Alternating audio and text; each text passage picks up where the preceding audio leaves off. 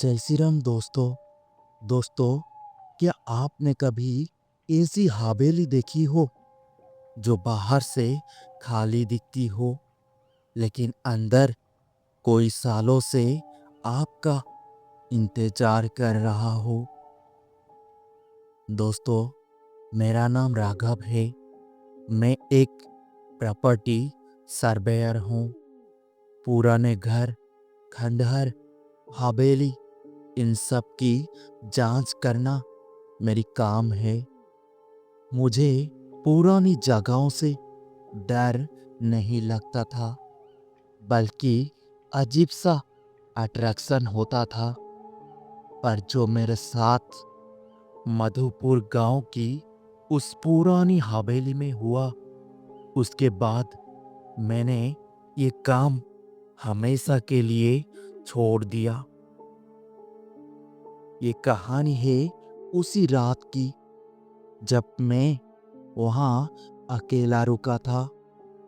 गांव के मुखिया ने मुझे बताया था, साहब, हवेली को 40 साल से कोई खरीद नहीं रहा है।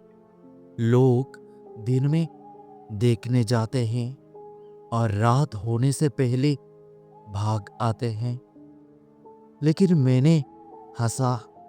मुझे लगा गांव वालों की अंधविश्वास वाली बातें हैं, और मैंने डिसाइड किया कि मैं वहाँ रात बिताऊंगा। हवेली गांव से थोड़ा दूर था। पेड़ के बीच अकेली खड़ी थी। बड़े लोहे का गेट, जिसमें जंग लग चुका था। दरवाजा धक्का देते ही एक आवाज के साथ खुला। अंदर हवा में मिट्टी, पुराने लकड़ी और सीलन की गंध थी। सीढ़ियां टूट चुकी थी। दीवारों पर पुरानी तस्वीरें टेढ़ी लटक रही थी। और सबसे अजीब बात ये थी कि अंदर बहुत ठंड थी, जबकि बाहर गर्मी थी।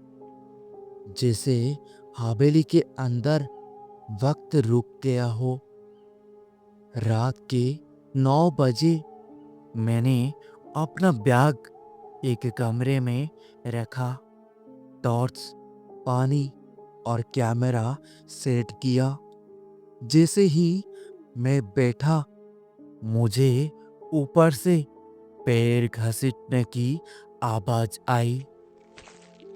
मैं सोचा चूहा या बिल्ली होगी, पर यह आवाज बहुत भारी थी, जैसे कोई आदमी नंगे पैर चल रहा हो।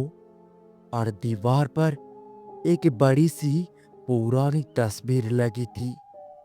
एक औरत की बड़ी आंखें, बिना मुस्कान के चेहरा, गहने पहने हुए।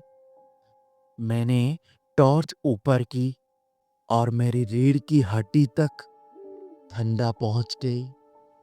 तस्वीर में उस औरत की आंखें सीधा मेरी तरफ देख रही थी। मैंने पोजीशन बदली, लेकिन आंखें फिर भी मेरी तरफ थी। रात के 11 बजे हवेली में बिल्कुल शांत था। तभी पीछे वाले कमरे से पायल की हल्की सी आवाज आई। मैं धीरे से वहां गया। कमरा खाली था, पर जमीन पर गिल्ली मिट्टी में नंगे पैर के निशान बने हुए थे। वो निशान मेरे कमरे की तरफ जा रहे थे। जैसे ही मैंने अपने कमरे के पास पहुंचा, दरवाजा जो मैंने खुला छोड़ा था, अब बंद हो चुका था। अंदर से हल्की सी सांस लेने की आवाज आ रही थी। मैंने धीरे से दरवाजा खोला। मेरा बैग जमीन पर गिरा हुआ पड़ा था और दीवार पर मिट्टी से लिखा था, तुम रुक गए। ये देखते ही मेरा गला सूख गया और रात के 1 बजे ऊपर से फिर पैर घिसटने की आवाज आई। इस बार बहुत तेज, जैसे कोई गुस्से में चल रहा हो। सीढ़ियों पर जैसे कोई नीचे आ रहा था। मैंने टॉर्च सीढ़ियों पर मारी, लेकिन कुछ नहीं था। पर आवाज रुक गई। मैं घबराकर फिर उस तस्वीर वाले कमरे में गया, लेकिन अब तस्वीर गायब था। सिर्फ खाली कील दीवार में लगी थी और नीचे जमीन पर मिट्टी में वही औरत के पैर के निशान। अचानक मेरे पीछे से एक ठंडी सी सांस मेरे कान के पास महसूस हुई और एक धीमी सी औरत की आवाज, 40 साल बाद कोई रुका है। मैंने पलट कर देखा। वही तस्वीर वाली औरत मेरे बिल्कुल पीछे खड़ी थी। आंखें बड़ी, चेहरा सफेद, पैर जमीन को छू नहीं रहे थे और पायल की आवाज मेरे कान के अंदर गूंज रही थी। मैं भागना चाहता था, पर पैर हिल नहीं रहे थे। उसने अपना हाथ मेरे कंधे पर रखा, बर्फ से भी ज्यादा ठंडा, और कहा, अब तुम जा नहीं पाओगे। सुबह गांव वाले हवेली आए। मैं दरवाजे के पास बेहोश पड़ा था। मुझे होश आया तो मैं बाहर था, पर हवेली की दीवार पर एक नई तस्वीर लगी थी, मेरी तस्वीर। और उसके पास खड़ी थी वही औरत।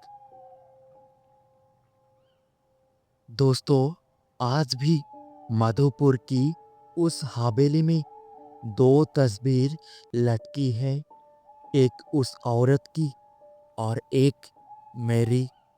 और लोग कहते हैं रात को वहां से 2 सांसों की आवाज आती है।